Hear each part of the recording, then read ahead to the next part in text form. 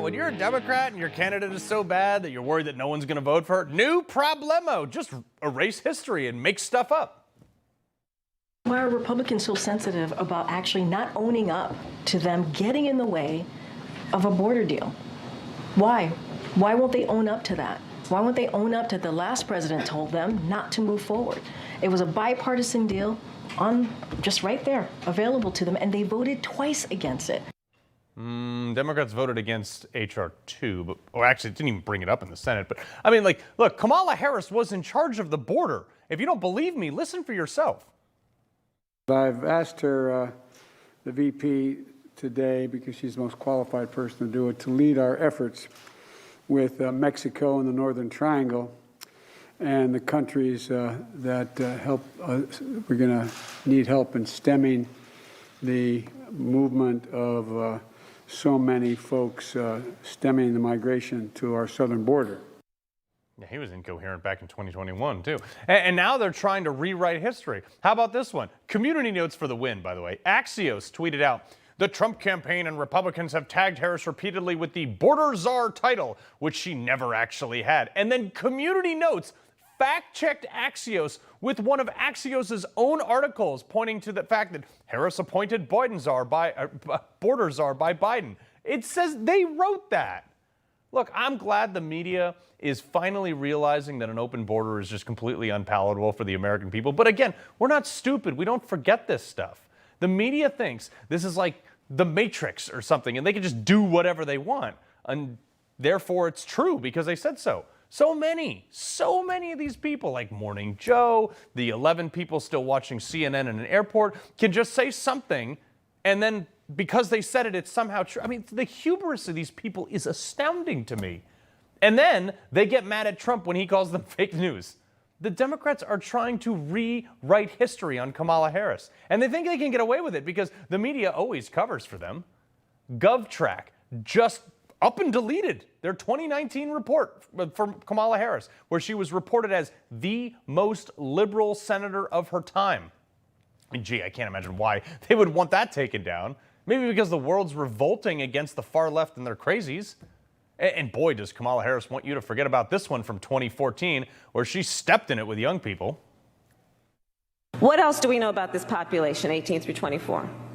They are stupid.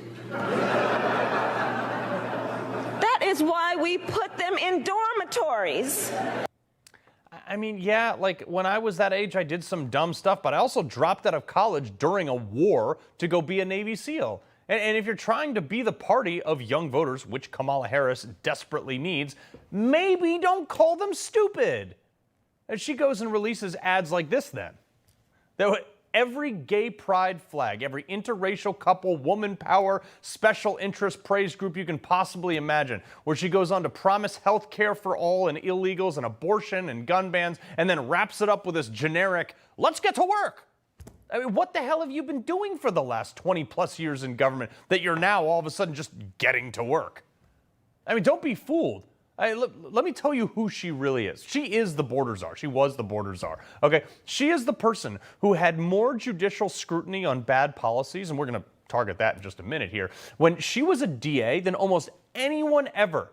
She has failed up every time. There is nothing in her record that she can point to and say, see, I made this better. Nothing.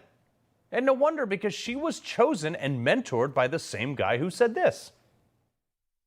If you got a business, you didn't build that. Somebody else made that happen. Go figure, right? She can't run on criminal justice reform because she locked up almost as many people as Stalin did when she was the DA in California, then turned around and bailed out rioters when she was running for VP. It was like a total bait and switch. Our border is wide open with enough fentanyl coming across every year to kill every American 2 times over. China's snatching up farmland outside of our military bases while flying their balloons over the country. We're giving more money to other countries this year than we have going to our veterans, who, as we mentioned yesterday, are at risk of not having their disability paid because the money was so poorly managed. They're part of the executive branch. Still, no one's been fired for the Afghan withdrawal. And as you know, the one question I want to see Kamala Harris ask, what would you, as commander-in-chief, have done differently in the Afghan withdrawal? I would just watch her like flop around like a fish on some sort of word salad on that one. And that, in part, is why we can't fill the ranks in the military also. The other part is Kamala Harris and her DEI groups spent the last 4 years telling white people that they're terrible, so they stopped joining the military. Law enforcement is being gutted, and God forbid a cop does shoot a bad guy, they'll be strung out on charges for doing their job. And if they're found innocent anyway, the mob will still burn their house down and nobody will do anything about it. This is why liberal cities are a dump. There's homeless people and drugs everywhere. People walking into stores in broad daylight with a shopping cart, just stealing stuff off the road, anything they want. And then if an employee of that store tries to stop them, they get fired. And then the criminal gets to keep whatever they stole, as long as it's under $999 each time. You have more people killed in Chicago every weekend than were killed in Iraq when I was there. And the woman who might be the number 2 on the ticket, by the way, Gretchen Whitmer, the governor of Michigan, she can't even rid her municipalities of lead pipes. Great. Yeah, this is the A ticket. The vice president's job is to basically sit where you're told and don't die. Kamala Harris couldn't even do that. She had to go and make Venn diagrams and talk about community banks being in the community and a bunch of other really bad stuff that she just totally botched. And there are still Democrats out there, like little lapdogs, just, oh, Kamala Harris is so much more qualified.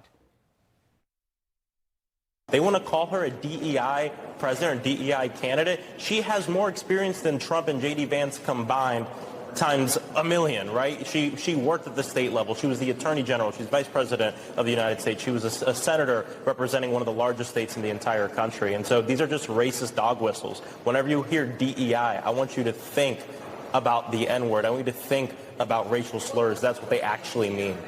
Yeah, he would love us to stop calling him that, but they coined that phrase, not us. They can't go back on that. Like, I'm so tired of this. Look, being in government is not a qualification.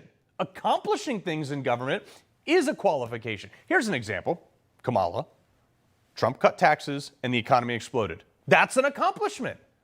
But this mentality of the left, where it's like, this is how we got Biden, by the way. He claimed, I've been a senator for 36 years and I was VP for 8 years, and that makes me qualified to be your president. Then turned around and blamed Trump for all the problems that he created, who's, by the way, Trump was only in government for 4 years. Biden was there for half a century. Hey, what is going on? We have to break this Stockholm syndrome of government being the solution. That's the real problem here. Democrats campaign on hey, give us more power, we'll fix all your problems, and then people do vote for that. They give them their power willingly, and Democrats make everything worse. Kamala is from California, folks. Do not forget that. The state that has taken all the power. Hell, they just passed a law that you can transition kids without parental permission now.